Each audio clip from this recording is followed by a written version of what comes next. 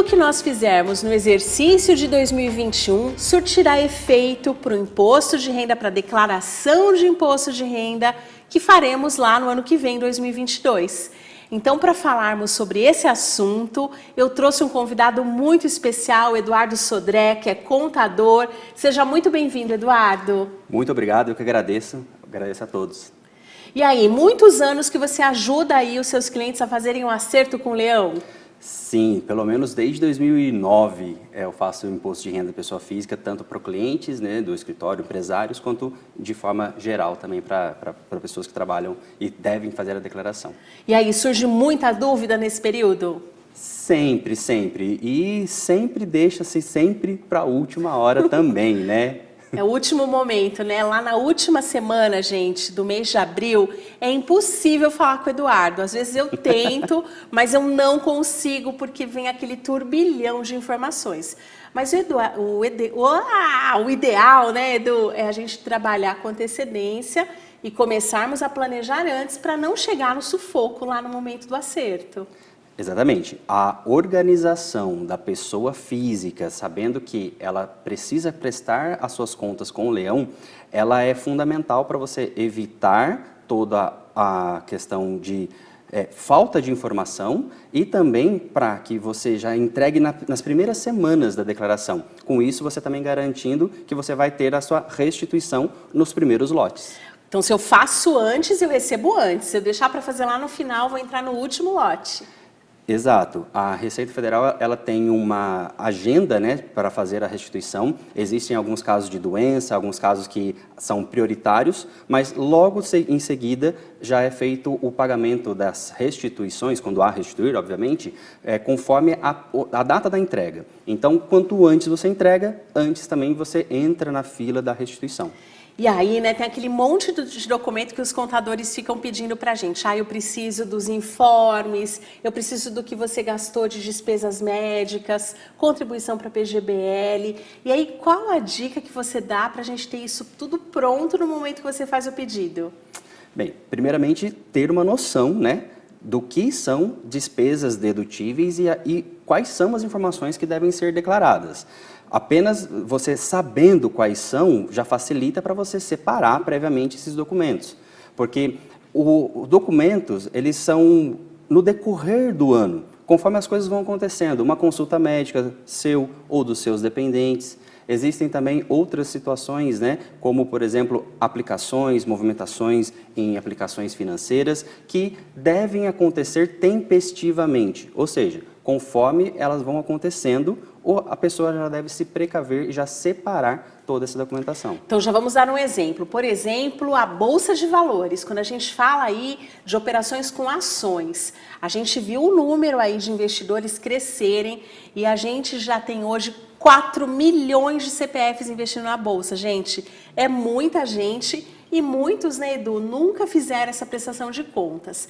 Então, quando eu trabalho com ações, eu não posso esperar, né, o final do ano para pagar. Eu tenho que pagar ali no próximo mês, até o último dia do mês subsequente à operação, certo?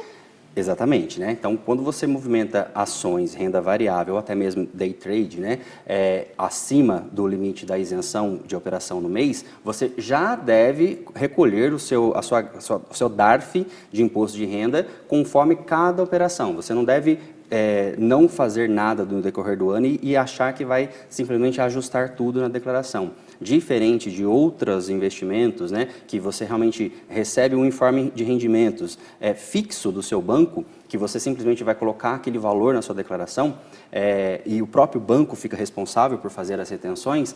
No investimento em renda variável, em renda de ações, esse valor de imposto de renda ele deve ser recolhido no mês que você opera acima da isenção e que dá valor de imposto a recolher. Excelente. A isenção, gente, é de até R$20 mil por mês e por CPF. Então, se você vendeu, não no mesmo dia, né? Comprei hoje, vendi amanhã, ou comprei há 5 anos e vendi hoje, eu estou isenta de imposto de renda. Mas isso não vale quando é day trade, né, Edu? Day trade, tudo vou ter imposto, certo? Acima do limite da isenção de movimentação no mês, sim. Então, eu vou ter ali sempre o imposto que é uma alíquota maior, né? Ações são 15%, day trade eu vou ter 20% de alíquota. certo? Exato. E aí, o que é importante, né, gente? Ações, por exemplo, toda vez que você compra e vende, geram as notas de corretagem. E aí você vai fazendo isso ao longo do ano, é muita coisa. E aí, no momento que eu envio para o meu contador, eu também preciso mandar as minhas notas de corretagem. Exato. Existem várias planilhas auxiliares, existem sistemas que você pode contratar para facilitar a sua declaração, que obviamente não substituem, né, a figura do contador ou de alguém que seja habilitado para fazer a declaração, mas que apoiam, que dão realmente o auxílio necessário para você recolher o imposto correto e fazer a sua declaração corretamente. Facilitam a vida, né, Edu? Sim, Se eu com certeza. contrato ali uma calculadora de R, gente, eu não vou ter a minha declaração pronta, mas no momento que eu enviar para o contador, ele vai ficar mais feliz. Com certeza. A chance de erros, a chance de cair em malha fina também diminui muito os problemas que esse investidor vai ter. Excelente. Quando eu comecei a investir em ações, né, eu ia lá fazendo, ia fazendo os acertos, mas eu não tinha calculadora de GR contratada. A primeira vez que eu mandei para o Edu, ele quase me matou, né? Dias só para fazer meus cálculos. Exatamente, exatamente. Pois é, e aí facilita a vida. Então, ter claro essas normas também ajuda a gente a entender e ter ali maior eficiência. E Edu, e quando eu levo prejuízo, eu posso compensar isso na próxima operação? Dependendo das ações, dependendo das notas, né, transacionadas, sim, você pode compensar esse prejuízo dentro do próprio ano, do próprio exercício fiscal. Excelente. Se for por outro exercício, eu tenho que carregar, né? Tenho que informar que não vai automaticamente. Exatamente, certo? essa é a questão. Tenho que estar organizada para passar isso. Gente, é só o começo da nossa conversa, não saia daí que a gente já volta. Estamos de volta com seu programa sobre investimentos e educação financeira. Você quer ser amigo do leão de imposto de renda? Você quer aí nessa selva de impostos não sofrer com a mordida do leão? Então o programa de hoje é para você. Você já segue a gente lá nas redes sociais? Dá uma olhadinha lá no meu YouTube, @LucianeQuedo, Instagram, @LucianeQuedo. Mande por lá as suas dicas e as suas sugestões. E você falava aqui de operações que necessitam aí de acertos tempestivos, que eu não posso esperar lá a declaração de imposto de renda para fazer o ajuste, porque pode ser tarde, eu posso ter multas e tudo mais. Algo que ficou muito aquecido desde o início da pandemia foi a negociação com imóveis. Então a gente viu o mercado imobiliário aí superaquecido, muitas famílias que tinham um imóvel pequeno decidiram trocar por um maior, venderam o imóvel atual, compraram um novo. E aí, quando eu vendo uma casa, um apartamento, o que eu tenho que fazer? Bem, primeiramente, precisa saber que a Receita Federal, ela tem uma participação nessa valorização entre o valor que você comprou e o valor que você vendeu. Isso a gente dá um nome mais facilmente de entender, que é o ganho de capital. Então, quando você vende um imóvel acima do valor que você comprou, que é a coisa mais natural que existe, você deve recolher o que representa de 15% sobre essa diferença desse lucro imobiliário. Comprei por 100, vendi por 200, a diferença entre 100 e 200 eu vou ter ali 15% de imposto de renda. De forma geral, sim. Né? É claro que essa legislação ela acaba sendo até mesmo complexa e existem várias situações onde você pode tanto deduzir, né, por exemplo, as despesas com corretagem, o seu bem pode ser valorizado através de melhorias, de reformas, logicamente, tudo com nota fiscal que comprovem essa valorização do seu imóvel e com isso você diminui essa margem, essa base de cálculo para esse ganho imobiliário.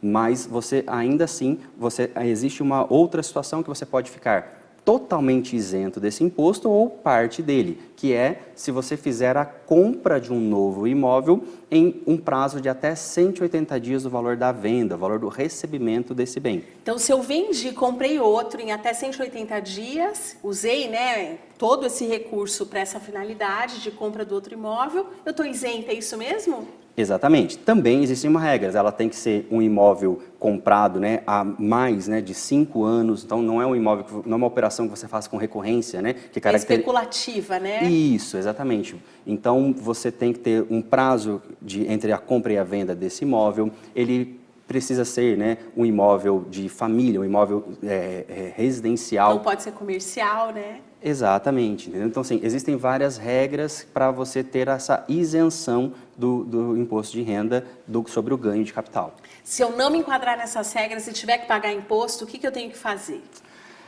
Esse é um grande ponto, porque a legislação, conforme eu falei, você tem até 180 dias para você fazer o recolhimento do ganho de capital. Porém, se você tem que ter muita certeza de que você vai usar esse valor para você comprar um outro imóvel, porque o imposto de renda propriamente dito, ele vence 30 dias depois, ou seja, até o final do mês subsequente ao recebimento. Então, se você vendeu aquele imóvel e você está em dúvida se você vai comprar ou não, e dá os 180 dias, você não comprou, você não teve o benefício dessa isenção, você tem que retroagir, recolher esse imposto no mês subsequente à primeira entrada do dinheiro e recolher tudo com multa e juros. Quer dizer, né, eu vou ter ali 5 meses de multas. Exato. Então, assim, isso é uma coisa que, no meu ponto de vista, acaba que uma coisa não se encaixa na outra, né? A Receita, ela faz uma coisa que a pessoa tem que ter muita convicção de que ela realmente vai conseguir comprar um outro imóvel, ou então ela, na dúvida, recolhe com 30 dias e depois vai fazer um perde-comp, depois vai fazer um pedido de restituição desse valor, que a gente sabe que, infelizmente, acaba demorando muito para a pessoa pegar esse dinheiro de volta. Por isso que o ideal é se organizar e planejar aí, né, essa nossa vida financeira. Planejamento e organização, gente, fazem muita diferença quando o assunto é dinheiro. Edu, e se eu tiver um imóvel alugado, eu também preciso pagar imposto de renda mensalmente?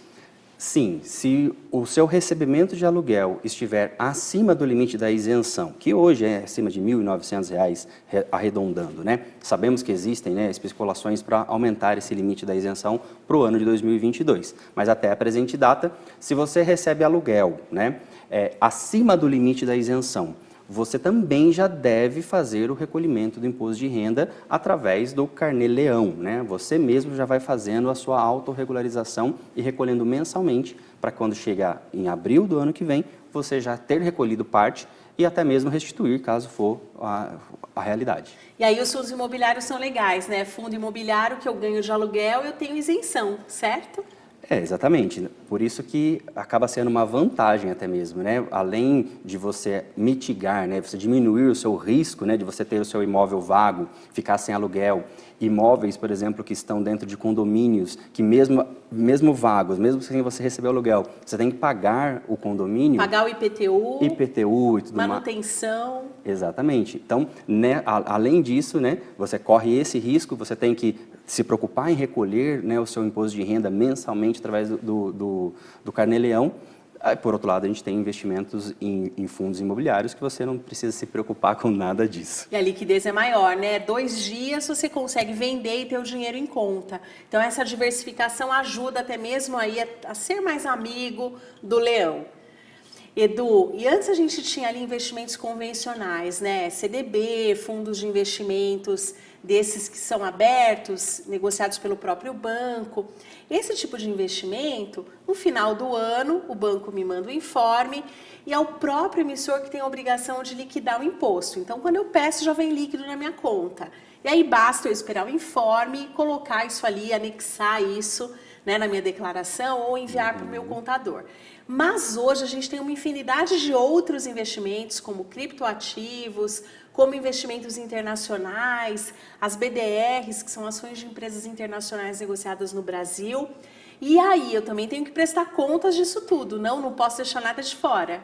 Exatamente, né? Você ter um dinheiro fora do país, em ações fora do país, já se caracteriza no investidor já com o risco elevado no sentido de você fazer a sua declaração com ausência de informações. Porque você pode cometer até mesmo crimes, né, de evasão de divisas. Então, dinheiro fora do país você não pode esquecer em hipótese alguma por, olha, desculpa, errei. Não, Sim, você então, tem que tomar muito cuidado. Segura aí, né, sobre o esquecimento. Não vale dizer, puxa, eu esqueci, não me lembrei, né? Então, segura aí que a gente vai para mais um intervalo e a gente já volta sobre o que você não pode, falando aqui, né, sobre o que você não pode deixar de lembrar no momento do acerto de contas. A gente já volta. Vamos falar sobre dinheiro? Estamos de volta aqui com o seu programa falando sobre educação financeira e investimentos. A hora do acerto com o leão é sempre aí um auê, né? Levantar diversos comprovantes, juntar tudo, fazer sozinho ou mandar para o contador. E aí, né, Edu, ter uma pastinha ali que eu vou guardando ao longo do tempo ajuda, não? É super antigo, a minha mãe tinha uma pastinha ali que ela colocava tudo. Isso ajuda de fato na hora do vamos ver? Com certeza. O maior problema é justamente chegar na hora da declaração e você ter que ficar puxando na memória tudo o que aconteceu no ano inteiro para você pegar e fazer uma declaração. Imagina, né? Se a gente mal lembra o que jantou ontem, quanto mais aquilo que aconteceu em janeiro, fevereiro, e aí fica difícil. E falando de esquecimento, né? Antigamente, gente, eu fui gerente geral de agência bancária durante muito tempo, era difícil abrir uma conta. Então, normalmente a gente tinha uma única conta, que era aquela que centralizava tudo para o resto da vida. Hoje, com o advento aí do mundo digital, né, Edu, é muito simples, a gente consegue abrir uma conta instantaneamente aí nos bancos digitais, em corretoras, tanto no país quanto fora do Brasil, criptoativos, mas eu não posso ter um lapso de memória e não lembrar daquela minha continha digital, certo? Exato, nós estávamos falando, né, no take anterior, justamente sobre o esquecimento, né? Então, hoje, você tendo uma conta aberta num banco digital, que muitas vezes você abre como se você estivesse abrindo um e-mail, você precisa sim, caso você tenha um saldo superior ao valor determinado pela declaração do imposto de renda, que no ano passado foi acima de R$ 140, qualquer saldo em conta bancária, seja em conta bancária digital, seja em conta bancária em banco tradicional, seja em conta de investimento, conta de transição, conta transitória de investimento, tudo isso ele precisa ser declarado. Acima de R$ 140 eu tenho que ali pegar o informe e anexar na minha declaração. Exato. E aí, Edu, criptoativos, por exemplo, é algo super novo. Esse ano já se abriu um campo específico na declaração. Como que está funcionando ali a tributação sobre criptoativos? Até uns anos atrás, né, isso tudo era muito novo, até mesmo a Receita Federal, ela custou, eu diria assim, a se atualizar. E nesse ano, que foi referente a 2020, ela incluiu, a primeira coisa que ela fez foi ela incluir um item na ficha de bens, exclusivamente para você registrar os seus ativos, né, em criptomoedas. Então, todas as criptomoedas passaram a ter um campo específico. Agora, já estamos prevendo para o próximo ano já o controle efetivo das transações. Assim como ações normais em operação de bolsa de valores, elas têm, né, um limite de isenção, as criptomoedas também vão passar a ter tanto o controle do ganho de capital, caso você tenha um ganho, né, de operação, como também operações acima do limite da isenção para criptomoedas. Edu, e se a gente não souber fazer a conta direito, o leão sabe fazer a conta certinho, né? Sabe, o governo ele tem todas as ferramentas, né, toda a infraestrutura do negócio para que ele saiba exatamente quanto você deve recolher. Edu, outro ponto aqui é sobre como pagar menos imposto de renda. E aí o PGBL é um excelente instrumento para quem faz a declaração completa, não? Exatamente. A PGBL, né, ela faz parte de um conjunto de planejamento tributário para a pessoa física. Os principais, né, deduções do imposto de renda, ela com certeza são as despesas dedutíveis, né, com educação, com saúde, e no caso a PGBL, ela é um instrumento para você postergar o recolhimento. Então, limitado até 12% do valor da sua receita, o investimento na PGBL garante que você vai postergar o recolhimento. Então, a PGBL, quando você vai fazer o resgate dela, ela tem a mesma tabela progressiva de qualquer investimento.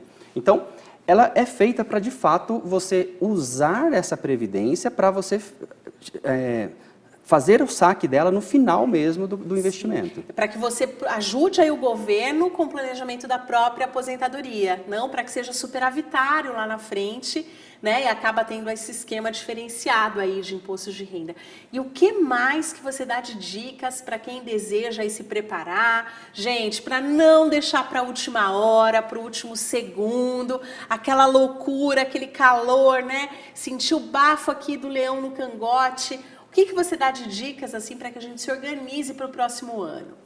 Bem, primeiramente, né, a principal dica é você, sabendo quais são as despesas, que você tenha um controle de um controle paralelo das suas receitas versus as suas despesas. Então, assim, se você tem uma renda formal do seu trabalho assalariado, você sabe muito bem qual é o valor que vem a retenção no seu contra-cheque, no seu holerite. Se você tem uma fonte informal, uma fonte de receita de aluguéis ou qualquer outro tipo de investimento, você também sabe quanto você vai pagar. Então, isso tudo influencia se você teve despesas dedutíveis com seus dependentes, se você teve despesas dedutíveis com você mesmo. Então, você vai fazendo um autocontrole, um ajuste, para você saber. Porque muitas vezes você não pode deixar de pagar, mas se você for analisar, você pode muito bem investir em educação para você, para sua família. Você pode investir muitas vezes num plano de saúde melhor para sua família, porque todas essas despesas são dedutíveis. De repente eu posso cuidar melhor da mente, fazer um trabalho, né, com psicólogo, por exemplo, certo? Posso investir mesmo em saúde, além do meu plano de saúde, posso cuidar dos meus dentes, posso fazer outras coisas que eu vou ter um incentivo ali fiscal. Exatamente. Uma vez que você não pode deixar de recolher o imposto, que esse valor seja utilizado então com maior inteligência, com maior benefício para o seu padrão de vida, para o seu bem-estar. Que legal. Edu, e você tem um canal aí que você dá dicas também, Sim, né? Exatamente. Esse tipo de, eu digo recomendação, né? Que o especialista, ele traz recomendações. Conta aqui pra gente qual que é o seu canal. Meu canal no YouTube, ele YouTube Me Explica Contador. Explica Contador. Exatamente. Quero saber de tudo. Nesse canal eu falo tudo sobre empreendedorismo, gestão, finanças e principalmente como a contabilidade pode ajudar os seus negócios e também, né, as pessoas físicas a recolher menos impostos, né, a dar uma mordida menor para o leão. Excelente, Edu. Muito obrigada aqui por sua participação. Que você volte mais vezes. Esse é um assunto que sempre gera dúvidas.